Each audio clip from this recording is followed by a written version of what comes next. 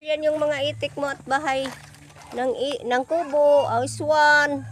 Yan yung mga, yan sa loob sila kumakain. Diyan namin pinapakain.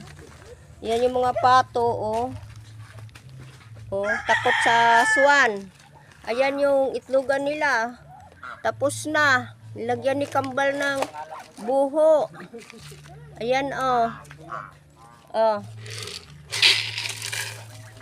Kumakain sila ng mais. Ayan, marami. Diyan sila mangingitlog. Ayan, oh.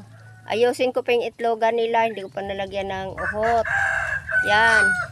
Hindi na yan sila diyan mababasa. At saka yung mga itlog. Tapos yan yung ano. Oh. Ayan yung kukop. Yan.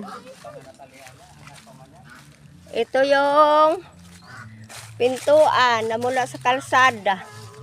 Yan. Oh. Tik, tik, tik, tik, tik, tik, tik.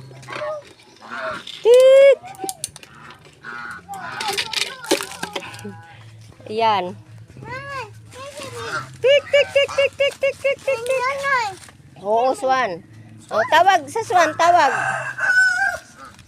Dali. Na swan. Swan, come here. Oh, swan. Ayan.